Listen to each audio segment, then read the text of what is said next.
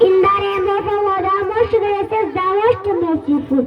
Alhamdulillah wa kafa wa salamun ala ibadihi alladhina istafa, amma ba'd. First of all, I would like to thank my dear teacher who has given me this beautiful chance to speak something in front of all of you. My name is Aisha Khatun. The name of my father is Shamshad Alam. I am from Amdanda Bhagatpur, Bihar.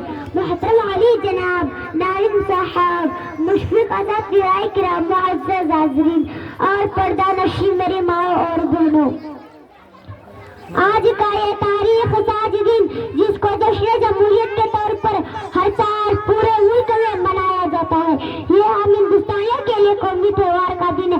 آج سے تقریباً 77 سال پہلے 15 اگست 1947 عیسوی کو ہمارا ملک انگریزوں کے چنگل سے آزاد ہوا۔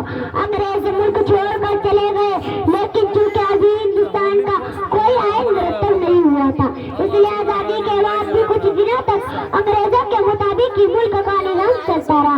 لیکن جلد ہی اس وقت ہمارا جو عظیم قومی رہنما تھے، ان لوگوں نے آپ سے ڈاکٹر بھیم راؤ امبیڈکر کی قیادت میں ایک قانون ساز کمیٹی بنائی اور اس کمیٹی نے 2 سال 11 مہینے کی انتہائی کوشش کے بعد قانون ہند مرتب کیا اور 26 جنوری 1950 عیسوی کو اس قانون کی ایک کاپی پارلیمنٹ قانون ساز اسمبلی عالیہ کو سونپ دی گئی کہ اب ملک کا نظام اسی آئین کے مطابق چلے گا اور ملک مختلف مذاہب اور مختلف قوموں کا گہوارہ ہے۔ یہاں ہر قسم کے لوگ بستے ہیں اور ہر مذہب کے ماننے والے کے مکمل ایمان والے یہاں موجود ہے، اس لیے دستور ہند میں تمام مذاہب اور تمام قوموں کی رعایت رکھی گئی ہے اور آئین کی پہلی دفعہ یہ بنائی گئی کہ ہندوستان ایک سیکولر اور جمہوری ملک ہے، یعنی ہندوستان کا کوئی سرکاری مذہب نہیں ہے بلکہ اس ملک میں ہر مذہب کے ماننے والوں کے لیے مکمل آزادی ہے کہ یہاں کا ہر باشندہ اپنے مذہب پر آزادی سے عمل کرتے ہوئے زندگی گزار سکتا ہے۔ دستور ہند کی یہ پہلی دفعہ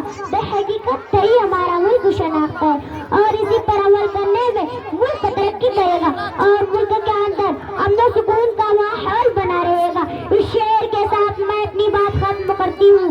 چمن میں پھول کھلتے ہیں گلشنے بہار بن کر، چمن میں پھول کھلتے ہیں گلشنے بہار بن کر، 26 جنوری مبارک اور پھولوں کا ہار بن کر۔ وما علینا الا البلاغ۔